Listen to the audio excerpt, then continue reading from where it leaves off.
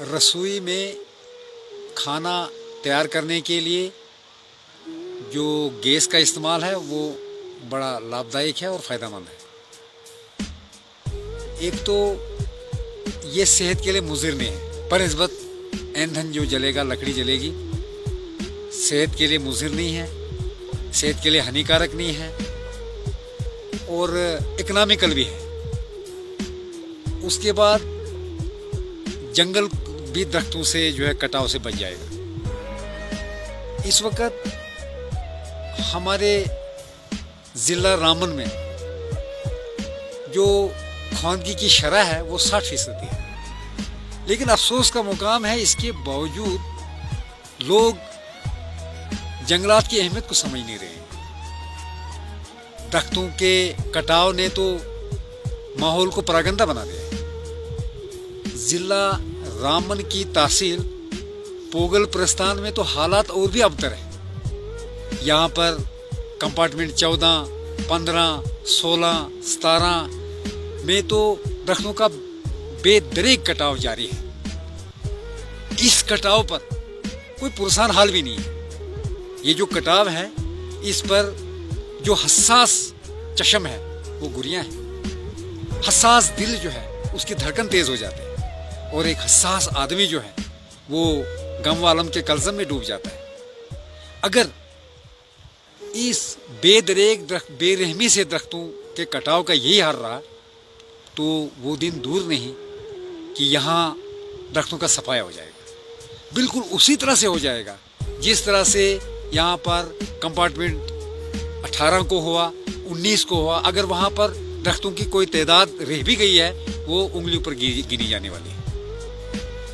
दरख्तों के खात्मे के साथ ही, जंगल के खात्मे के साथ ही तूफान जो अपनी राह देखेगा। इस तूफान की राह में हमारे घर आएंगे, हमारी बस्ती आएगी, हमारा इलाका आएगा। और यहाँ पर ये ज़रूर ऐसा होना है क्योंकि यहाँ का ज़ानो-मर्द, छोटा बड़ा जो है, जब भी वो उन्हें ईंधन का एहतियाज होता है, ईंधन के लिए किसी लकड़ी का एहतियाज होता है, तो उनकी नज़रें जो हैं सब्ज़ दरख्त पर ही मरकूज़ होती हैं। सब्ज़ दरख्त गिराने में तो इस वक्त एक बड़ा वो फ़ख्र महसूस करते हैं और दरख्तों को जो है उनकी छाल उठाकर उनको वो सूख जाते हैं।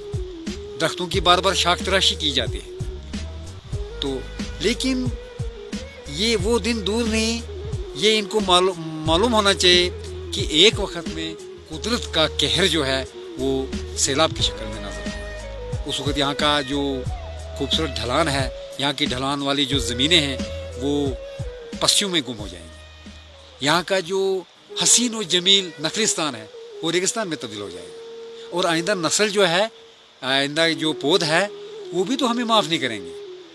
वो तो हम पर लानत भेजेंगे, वो तो हमें बद्दुआओं की ओले बरसाएंगे और ये कहने पर मजबूर होंगे कि हमारे आबाए अजदाद की कितने अक्ल से आ रही थे कि जो ऐसे इलाकों में आबाद है जो बेआब हो गया है।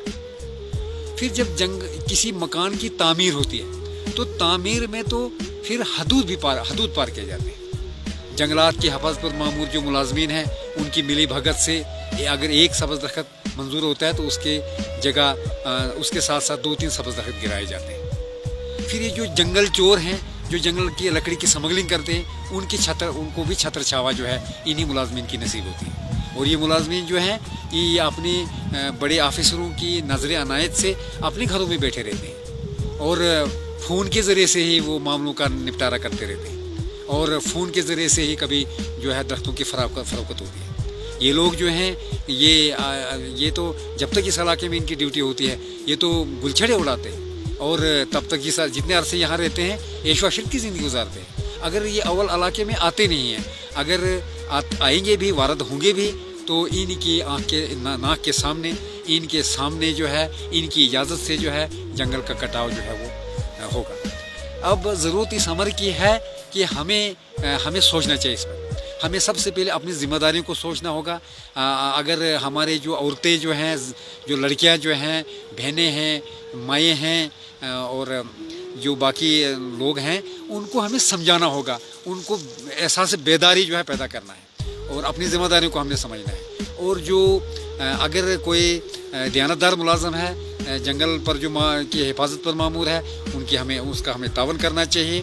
اور پھر اگر کوئی ایسا جو ہے خیانت کوش ملازم ہے تو اس کو بے نقاب کرنا چاہیے. اس لیے ضرورت اس بات کی ہے کہ ہمیں جو ہے لوگوں کو غفلت کی نیند سے جگانا ہے، احساس بیداری پیدا کرنا ہے اور اپنی ذمہ داریوں کو سمجھنا ہے.